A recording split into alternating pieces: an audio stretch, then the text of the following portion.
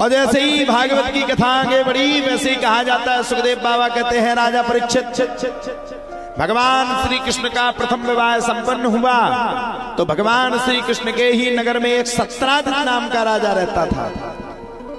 राजा के पास श्यामंतक नाम की मणि थी। राजा श्यामंतक नाम की मणि के द्वारा कई टन सोने को गुलवाता था। एक दिन की बात है, राजा को भगवान श्री हरि कृष्ण ने बुलाया, हे राजन, आप इतना बड़ा भारी सोने को मात्रा में रखते हो, कब तक आप उपयोग करोगे? एक दिन के लिए हमें को दे दो, ये मणि को दे दोगे, जो सोना निकलेगा उस सोना को हम दे करके जनता का कल्याण करेंगे। सत्राजित ने मना कर दिया। भगवान ने कहा ठीक है, कोई बात नहीं। सत्राजित का भाई उसी मणि को लेकर के जंगल में चला गया और जैसे ही सत्राजित का भाई उसी मणि को लेकर के जंगल में गया, वैसे ही प्यारे कहा जाता है बाघ के द्वारा आक्रमण करने से सत्राजित का भाई मारा गया। बोलो सच्चिदानंद भगवान की जय। भाई जैसे ही मारा गया, सत्राजित ने द्वारकाधीश भगवान श्री कृष्ण के ऊपर आरोप लगा दिया, इस द्वारकाधीश ने ही मेरे भाई को मारा। अब देखो भैया, हमने कुछ गलत किया ना हो, किसी के साथ बुरा किया ना हो, और कोई हमारे ऊपर आरोप प्रत्यारोप लगावे तो बताओ कष्ट होगा कि नहीं होगा? बताइए, होगा कि नहीं होगा? हो गया महाराज कष्ट, इतना कष्ट, इतना कष्ट, इतना कष्ट जिसकी कोई सीमा नहीं। अथाह कष्ट हुआ, और जब अथाह कष्ट हुआ तब तो प्यारे कहा जाता, अथाह कष्ट होने के तत्पश्चात ही एक सांस में बड़े प्रेम के साथ आनंद पूर्वक भगवान ही सत्राजित के भाई को ढूंढने के लिए चल पड़े। और ढूंढते ढूंढते ढूंढते ढूंढते ढूंढते एक सांस में भगवान जामवंत की कुटिया में पहुंच गए। देखा, जामवंत की पुत्री जामवती उसी मणि के साथ खेल रही थी। भगवान ने कहा ये मणि दे दो, जामवंत ने विरोध कर दिया। अब पूछिए, जामवंत ने विरोध क्यों किया? जामवंत ने इसलिए विरोध किया क्योंकि महाराज जामवंत से कोई जीतने वाला नहीं था। भगवान ने युद्ध के लिए ललकारा, जामवंत की खूब सुटाई मारी। जामवंत समझ गए यही भगवान है। जामवंत ने अपनी पुत्री का विवाह द्वारकाधीश के साथ किया और दहेज में मणि को दे दिया। लेकर के आया भगवान, सत्राजित के हाथ में दे दिया, ले पकड़ अपनी मणि। बहुत मणि मणि मणि मणि मणि चिल्लाता है, ले पकड़। ले लिया मणि को, और जैसे ही भगवान ने मणि को लिया वैसे प्यारे कहा जाता है सत्राजित को अपने आप में बड़ी शर्म महसूस हुई। मैंने इनके ऊपर आरोप लगाया लेकिन इनने किसी को मारा ही नहीं है। सत्राजित ने अपनी पुत्री सत्यभामा का विवाह भी भगवान कृष्ण के साथ कर दिया। अब तक भगवान के 3 विवाह हो गए, 5 और भगवान ने विवाह किए। इस प्रकार से भगवान के 8 विवाह है। अब एक हिसाब से अगर विस्तारित पूरे विवाह सुनाएं तो 16,000 साल तुम्हारी गांव में बीत जाएं। सही है कि नहीं? अब करें क्या? एक भौमासुर नाम का राजा था। राजा की प्रतिज्ञा थी कि 21,000 जब तक पटरानियां नहीं होंगी जब तक ब्याह नहीं करूंगा।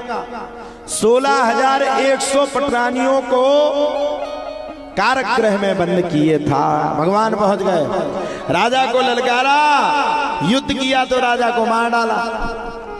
सीधे पूरे कारागृहों को खोल दिया, जाओ देवियों अपने अपने घर चली जाओ। 16,000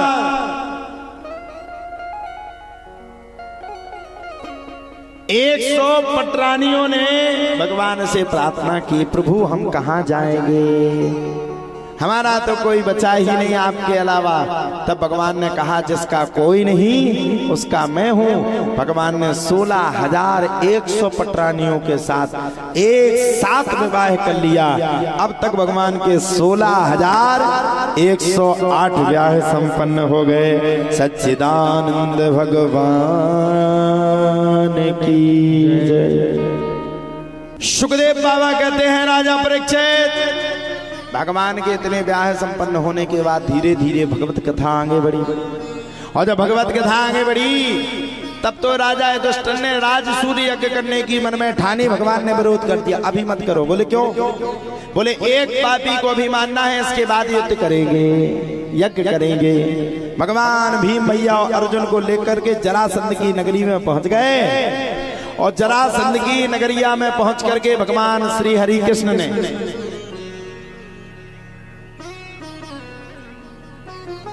बड़े प्रेम के साथ युद्ध ही मंगा लिया। युद्ध किया तो भीम मैया बीच में से शरीर फाड़े, एक शरीर इस साइड, एक शरीर उस साइड। अब क्या करें, सब बड़े भारी प्रसन्न हो गए। तब भगवान ने इशारा किया, अहो भीम मैया, एक इस साइड फेंक दो और एक उस साइड फेंक दो, इसका उद्धार हो जाएगा। चल पड़े महाराज। जैसे ही चले युद्ध प्रारंभ हुआ। भीम मैया ने खूब भयंकर युद्ध किया, इतना युद्ध, इतना युद्ध, इतना युद्ध जिसकी कोई सीमा नहीं। अतः युद्ध प्रारंभ हुआ, और युद्ध प्रारंभ होते होते होते होते होते बड़े प्रेम के साथ भीम मैया ने जरासंध के बीच के शरीर को फाड़ा, एक शरीर इस तरफ और एक शरीर इस तरफ फेंक दिया। अब तो जरासंध का भी उद्धार हो गया। और जब जरासंध का उद्धार हो गया, धीरे धीरे करके भगवान की भगवत सत्ता आगे बढ़ी। और भगवान की भगवत सत्ता आगे बढ़ने के तत्पश्चात ही एक सांस में बड़े प्रेम के साथ आनंद पूर्वक, अच्छा हर जगह आनंद का नाम आता है भैया, हम कथा करेंगे कहीं तो तुम्हारा नाम आएगा। भगवान ने जरासंध नाम के पापी का उद्धार किया, और जरासंध नाम के पापी का उद्धार करने के तत्पश्चात ही सुखदेव बाबा कहते हैं, राजा परीक्षित, अब भगवान ने राजसूय यज्ञ किया। जब भगवान ने राजसूय यज्ञ किया तो राजसूय यज्ञ में भगवान का परम ध्येय शत्रु बैठा था, जिसका नाम था शिशुपाल। अब बुरा नहीं लगेगा, सहरा कोई बांध के आया तो लनिया कोई लेके भाग गया, अब बुरा नहीं लगेगा, ये भाग के ले गया। क्यों भाई, लगेगा बुरा कि नहीं? जल्दी बताओ, लगेगा कि नहीं? बड़ा भयंकर बुरा लगे, इतना बुरा जिसकी कोई सीमा नहीं। और बुरा लगते लगते लगते लगते लगते एक सांस में आनंद पूर्वकम आनंद लेते हुए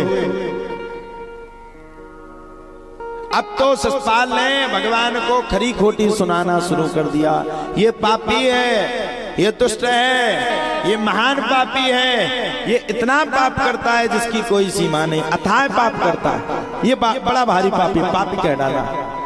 जब भगवान को बड़ा भारी पापी कह डाला, तब तो प्यारे कहा जाता, भगवान को पापी कहने के तत्पश्चात ही एक सांस में, भगवान को पापी कहने के तत्पश्चात ही एक सांस में भगवान ने 99 बार गलतियों को क्षमा किया, और 100वीं बार जैसे ही गलती की, भगवान ने हाथ में चक्र लिया और शिशुपाल के ऊपर प्रहार किया, और शिशुपाल के प्राण पखेरु उड़ गए। सच्चिदानंद भगवान की जय।